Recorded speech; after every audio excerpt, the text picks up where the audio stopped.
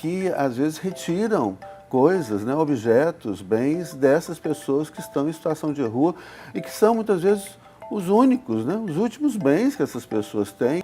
Sim, a grande questão, o pano de fundo é a questão socioeconômica, né? E que isso acaba esbarra na questão da violência intrafamiliar, que às vezes é motivo das pessoas irem para a rua, leva à desagregação. Uma pessoa em situação de rua é como se fosse um automóvel parado em lugar proibido, né?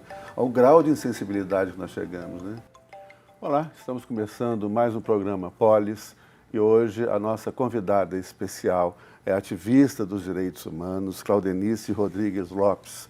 Claudenice é ativista, nossa colega lá no Conselho de Direitos Humanos, né, o Conselho Estadual de Direitos Humanos, já tive parte de integrar o Conselho há algum tempo, né, hoje é presidido pelo nosso querido Robson Sávio, aqui da PUC Minas também, né, coordenadora da Pastoral de Rua da Arquidiocese de Belo Horizonte e membro da Comissão Arquidiocesana Justiça e Paz, né, onde também trabalhamos juntos. Muito bem-vinda, Claudenice. Obrigada, professor Zé Luiz. Uma honra estar aqui com você. Pois é, vamos falar hoje da questão das pessoas em situação de rua, né? Uma questão que sempre está aí e o poder público não resolve, o Estado não resolve essa questão. E eu queria que você começasse falando para os nossos telespectadores um pouquinho a respeito do direito à cidade. O que é o direito à cidade? A perspectiva de quem vive em situação de rua, o direito à cidade passa desde o direito de ir e vir e algumas situações permanecer em alguns lugares até que algum encaminhamento ou direcionamento seja dado. E, por exemplo, ter direito à cidade é poder, por exemplo, transitar em uma praça, em algum espaço público livremente, sem ser reprimido, sem ser agredido. É poder ter acesso à água, a sanitários, que a cidade, na maioria das vezes, não disponibiliza. É poder entrar de um comércio e comprar, adquirir um lanche ou algo do tipo sem ser julgado com preconceito, com discriminação.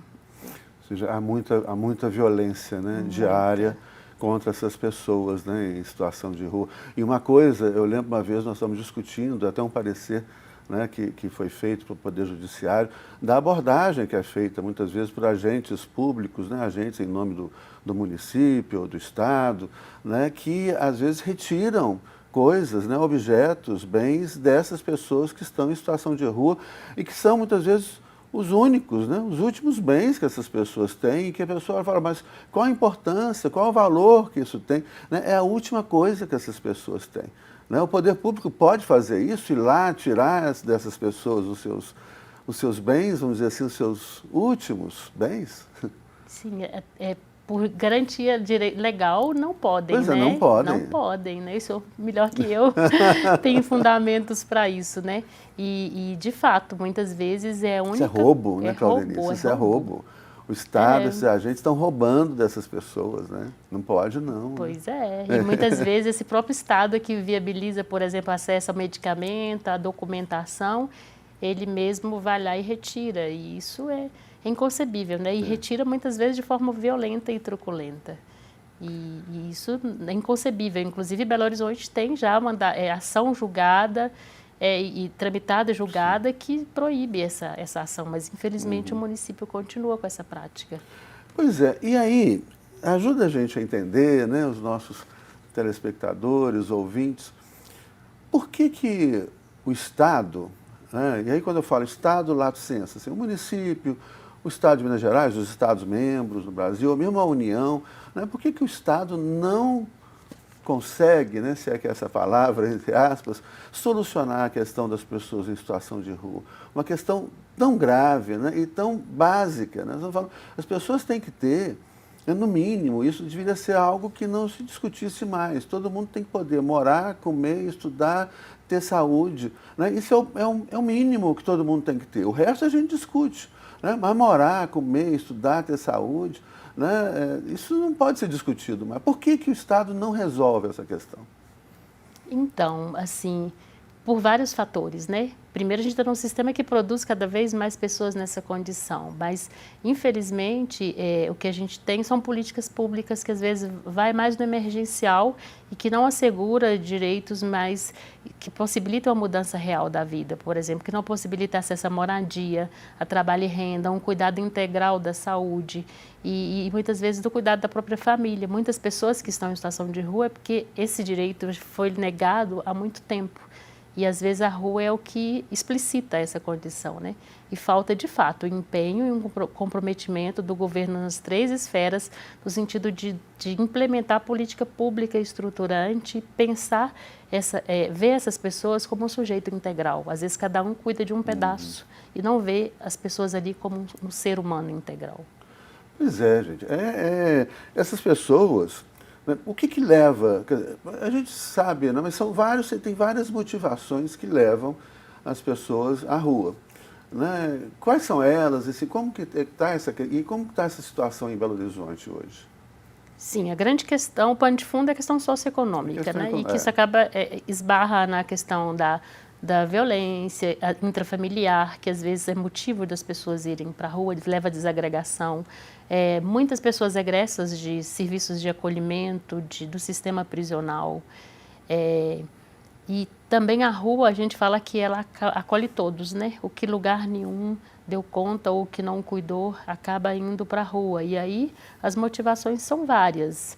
E inclusive às vezes de questão da saúde, né? Por exemplo, às vezes não falta a retaguarda básica de apoio para o cuidar da saúde e às vezes a família só, por exemplo, não dá conta de manter esse cuidado e de um processo histórico mesmo. Às vezes o pai, o avô não teve acesso à moradia, ao trabalho. Isso vai meio que perpetuando. Vai perpetuando, né? Perpetuando. E aí a gente tem visto, né, ultimamente, um crescimento da horrorosa, né, vamos dizer assim, extrema-direita, no Brasil e no mundo. Essa extrema-direita insensível, egoísta, individualista, despreparada, né, eu diria assim, são pessoas ocas, né? Ela está presente aqui na nossa Câmara de Vereadores, está presente na Assembleia Legislativa Estadual, está presente na Câmara Federal, no Senado, né, e está presente espalhado por boa parte do mundo. Essas pessoas vêm com ódio, né, com muito preconceito, e de uma maneira que dizem que vão resolver o problema com violência, expulsando essas pessoas da rua, expulsando essas pessoas da cidade.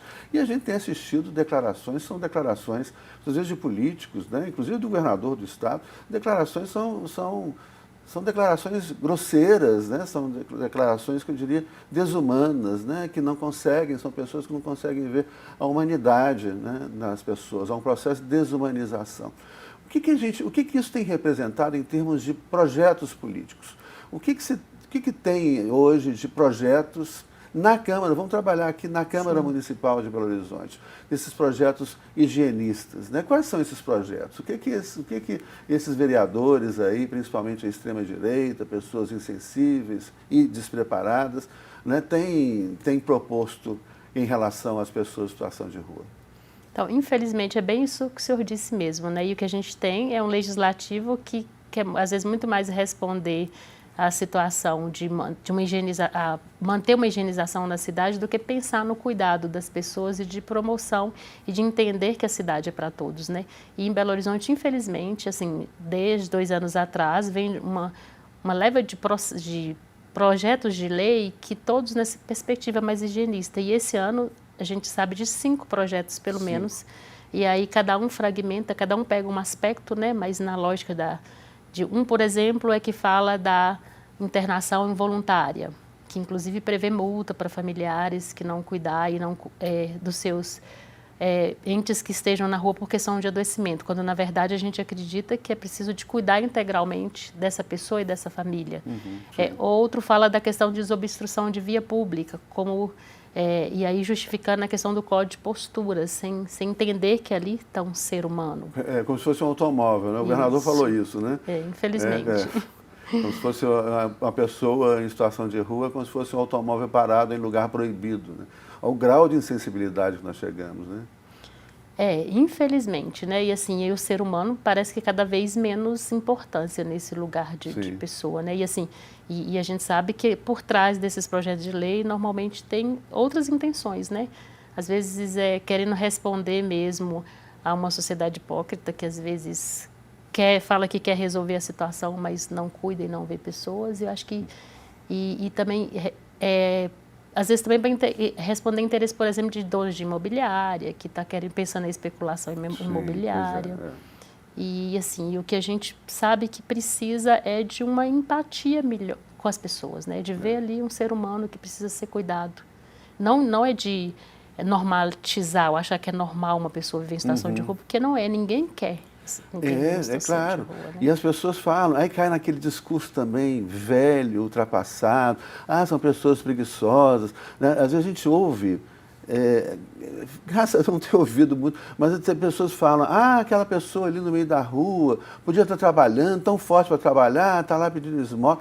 É uma insensibilidade e um grau de desconhecimento, né, da complexidade. A pessoa não está nessa situação porque ela quer, né? Existem vários fatores, principalmente sociais e econômicos, fatores familiares, etc., que muitas vezes levam essa pessoa ao desespero, né, de viver em situação de rua, né? Sim, e assim, quando ao passo a gente sabe que se por um lado existem esses projetos de leis e ações mais preconceitas e que discriminam, a gente sabe que também existem pessoas que acolhem, que cuidam, que possibilitam outro tipo de relação. E a gente acredita e espera que Belo Horizonte, inclusive, mude um pouco esse foco, né? Exatamente. Clauderice, aí você disse tudo, que eu estava falando assim da extrema-direita, dessas pessoas ruins, etc. Mas é muito importante que a gente lembre, né, ao nosso telespectador, que a maior parte das pessoas, acredito eu, né, eu não estou aqui de posse de uma pesquisa, mas eu acredito mesmo que a maior parte das pessoas não são assim. Né? Muitas vezes as pessoas são envolvidas por um discurso de ódio, discurso raivoso, né? Mas as pessoas acho que a gente tem que ser capaz de despertar nas pessoas essa coisa positiva, né? Da solidariedade, do amor, né? Do amor cristão. Isso é que é fundamental, né? Não se combate esse ódio, esse ignoródio com ódio, mas a única maneira de a gente vencer o ódio, a raiva, o preconceito é com amor, né? E às vezes com conhecimento também, né? Como o senhor disse, né? Às vezes eu tenho uma atitude de repulsa ao que me é desconhecido, mas à medida que eu aproximo, que eu sei história de vida, eu consigo estabelecer uma outra relação. Então, Denise, nosso tempo acabou. Passa muito rápido. Muito obrigado por você ter aceito o nosso convite. Né? E continuamos essa conversa. Eu até queria convidá-la depois para a gente discutir alguns desses projetos de lei que estão na Câmara, para a gente levar para o nosso telespectador. Gente, muito obrigado pela audiência. Até o nosso próximo programa.